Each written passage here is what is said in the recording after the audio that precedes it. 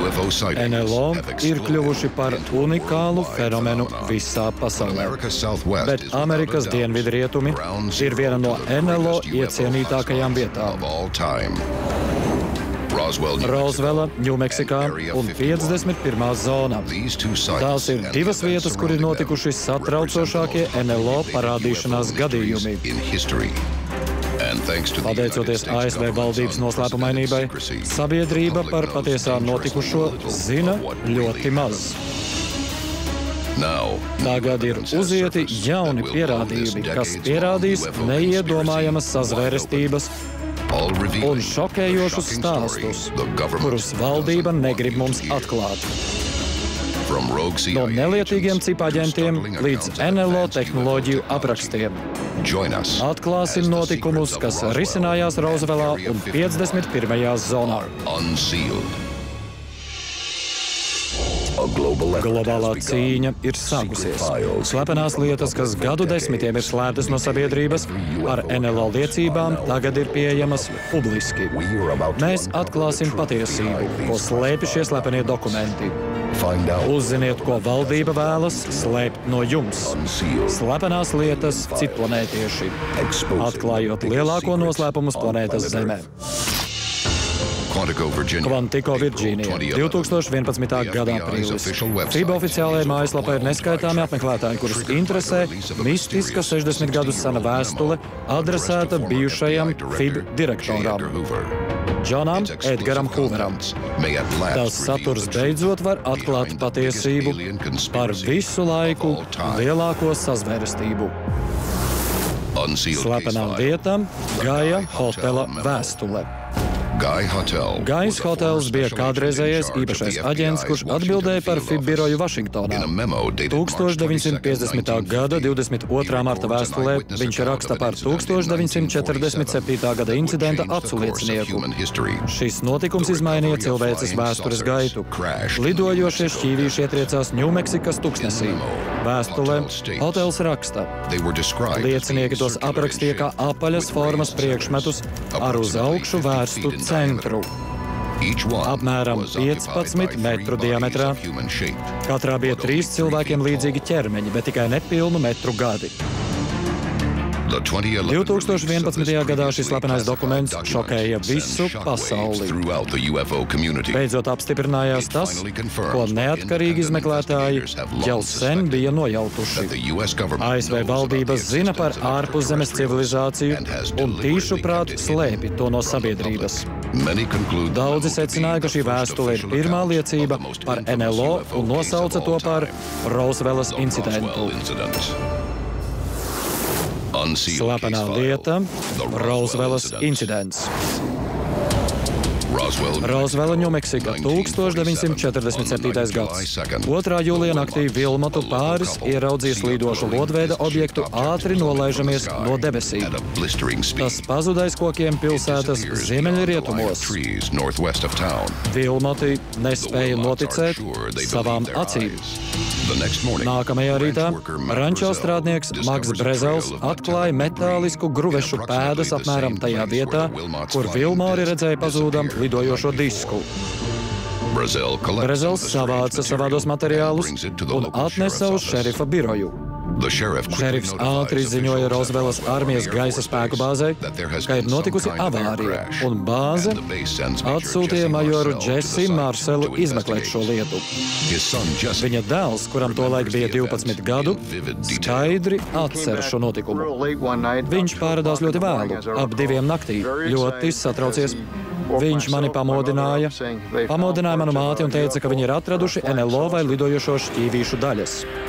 Tādus gruvešus Marsels nebija redzējis. Tomēr lietas izmeklēšana bāzes komandiera pulkveža Viljama Blenčārda vadībā sākās ierastajā kārtībā. Cilvēki vienmēr runā par Roswellas avārijas slepenību. Tomēr sākumā nekas netika slēpts. Armijas pārstāvji atzina, ka Roswellā ir notikusi lidojošā šķīvīša avārija, un viņi ir atraduši pašu disku. Pulkveris Blenčārds man lika paziņot presē, ka mēs esam atraduši lidojošo šķīvīti. 1947. gada 8. jūlijas. Armijas gaisa spēki ir paziņojuši, ka lidojošais disks ir atrasts. Šis paziņojums bija sensācija. Amerika bija atradusi īstu NLO. Šis stāsts, kurā Vilmoti bija liecinieki, ātri izplatījās Amerikā un visā pasaulē. Militārie spēki nebija to gaidījuši. Nākamajā dienā viņi pēkšņi atsauca šo paziņojumu, sakot, ka Rozvelā ir avarējis vienkāršs gaisa balons. Pārsteidzošs paziņojums, kas rada daudz jautājumu. Kāpēc viņi mainīja savas domas? Ko viņi bija atraduši? Un ko centās slēpt? Tagad, vairāk nekā pēc 60 gadiem, acu liecinieki atklāja pārsteidzošas detaļas, kas palīdzēs noskaidrot patiesību par Rozvelas incidentu. Jūs skatāties slepenās lietas Citplanētieši, atklājot lielāko noslēpumu uz planētas Zeme. Jūs skatāties slepenās lietas Citplanētieši. Rozvela, Ņūmeksika, 1947. gada jūlijas. Noslēpumains objekts ietriecas tuksnesī netālu no pilsētas. ASV armija pasaulē paziņo, ka ir atradusi lidojošā šķīvīša gruvešus, bet nākamajā dienā šo apgalvojumu atsauc. Daudzi uzskata, ka armija kaut ko slēpj. Jautājums tikai, ko?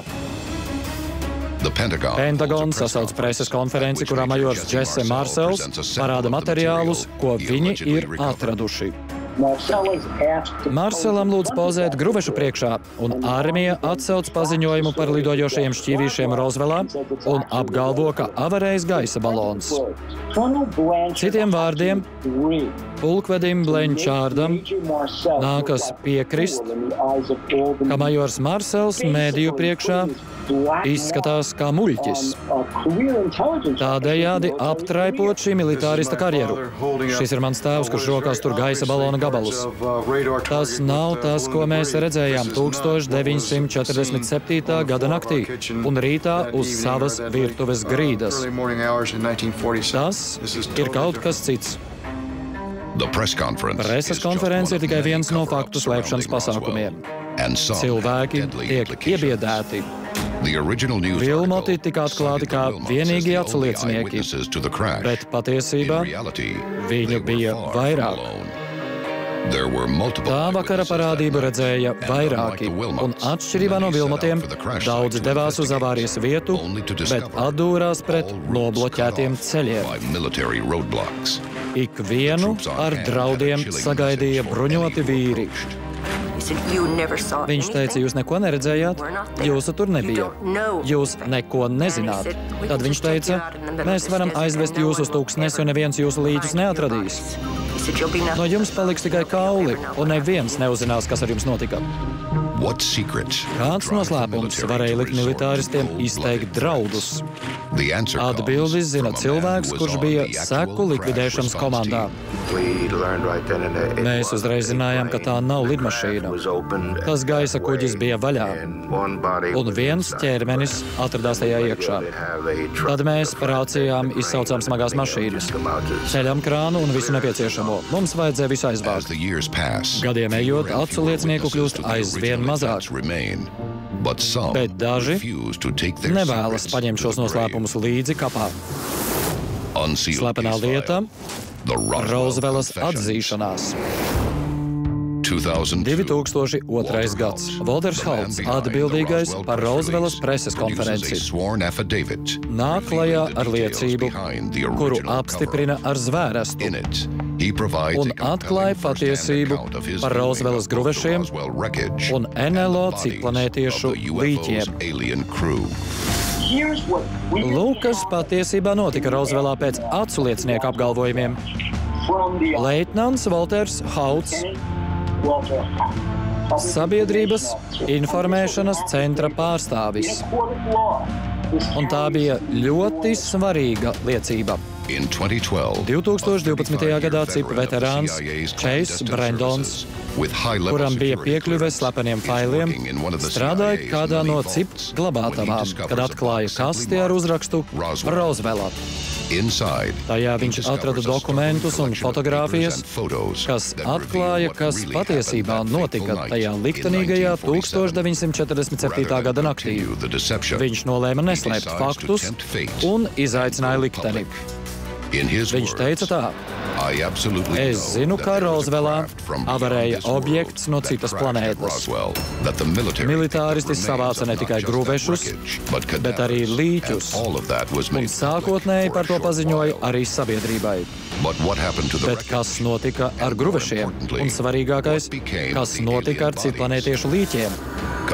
Turpinājumā atbildes uz svarīgākajiem jautājumiem atrodas bēdīgi slavenajā Amerikas militārajā bāzē 51. zonā. Jūs skatāties slepenās lietas citplanētieši, atklājot lielāko noslēpumu uz planētas Zeme.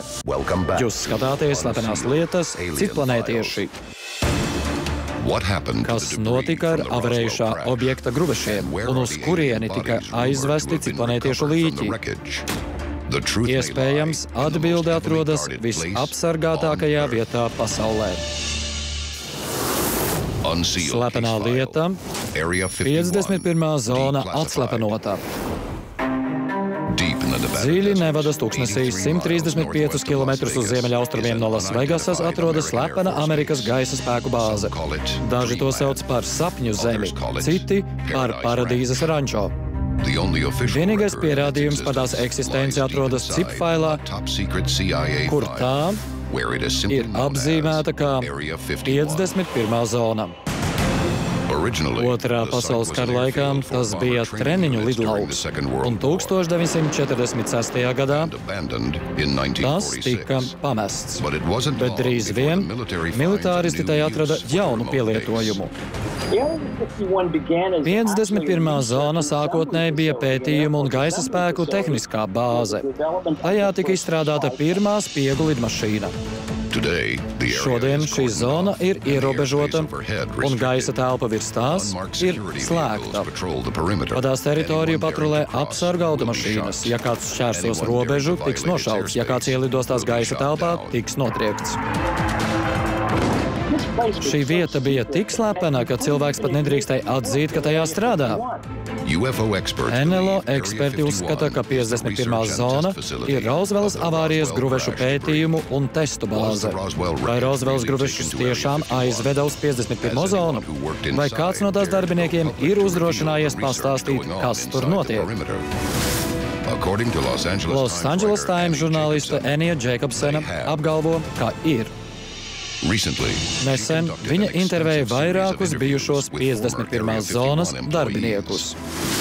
Kāds inženieris, kurš tur strādāja 1978. gadā, apstiprināja, ka gruveši un līķi no Rozvelas tiešām tika aizvesti uz 51. zonu testēšanai. Tomēr viņš apgalvo, ka tie nav bijuši citplanētieši. Slepenā lieta - Padomju stratēģija. 1945. gads. Karš ir beidzies. Vācija un Japāna ir uzveiktas, bet miers nav ilgs.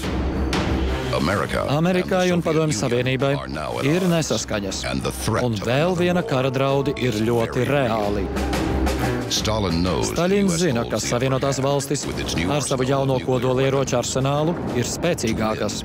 Lai uzvarētu, viņam jāatņem Amerikai vēlme karot. Staļins izdomā neparastu plānu. Viņš nolēma nosēdināt ASV citplanētiešu kuģim līdzīgu lidaparātu. Viņa mērķis ir radīt paniku, kādu izraisīja Orsons Welles ar savu radioadaptāciju Pasauļu karš 1938. gadā. Padomju lidojošajiem šķīvītim bija jābūt vācu lidmašīnas lidojošais spārns pārveidotai versijai.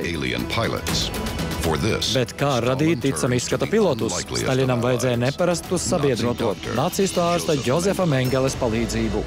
Kara laikā Aušvicā Mengele veica eksperimentus ar cilvēkiem un kļuva pazīstams kā nāves eņģelis. Staļina aģenti uzmeklē Mengeli un lūdza viņu likt lietā savas prasmes, lai radītu ticama izskata citplanētiešus. Saskaņā ar Anijas Jacobsonas avotu, Mengeles eksperimentu rezultāti ar izkropļotiem pusauģiem ir ļoti līdzīgi Gaia hotela vēstulē aprakstītajiem citplanētiešiem. Tas ir ļauns plāns, kas apstākļu sakritības dēļ tika izjaukts pēdējā mirklī. Ienākot Amerikas gaisa telpā, lidaparāts iekļuva vētrā un avarēja, nokrītot no debesīm netālu no Roswellas. Vai Roswella tiešām bija padomju plāns, kā uzvarēt augstajā karā? Vai liecības par citplanētiešiem Roswellā un 51. zonā varbūt neīstas? Varbūt Jacobsonas avots bija valdības plāns, kā īstenot vēl vienu schēmu. Kāds cits 51. zonas darbinieks atklāja citu stāstu. Bobs Lazārs apgalvo, ka strādājis 51. zonā 1980. gados, kad veicis pētījumu par tehnoloģijām, kas atrastas 9 dažādos lidojošajos šķīvīšos. Bobs Lazārs apgalvoja, ka tur strādājis kā inženieris un viņa darbs bijis izpētīt šo lidaparātu dzinējspēku. Viņam bija draugi, kurus viņš atveda uz drumleiku zināmās nedēļas dienās, lai viņi varētu redzēt, kā tas notiek. Lazārs atklāja arī to, ka militāristi ne tikai strādāja ar tehnoloģijām, bet arī ar pašiem citplanētiešiem.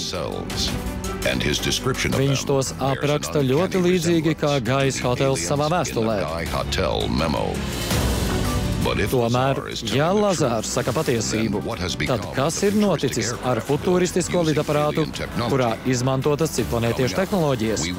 Turpinājumā mēs dzirdēsim šausminošu patiesību par 51. zonu no Amerikā godājamākā gaisa telpas inženiera. Slepenās lietas, citplanētieši atklājot lielāko noslēpumu uz planētas Zeme. Jūs skatāties Slepenās lietas, citplanētieši. Kas notika 51. zonā? Vai militāristi tiešām eksperimentē ar citplanētiešu tehnoloģijām? Bens Ričs bija leģendārās kompānijas Skunkworks direktors Palmdēlā, Kalifornijā no 1975. gada līdz 1991. Intervijā īsi pirms nāves 1995. gadā Ričs atklāja, ka Amerikas gaisa telpas inženieri jau sen strādā pie citplanētiešu tehnoloģijām.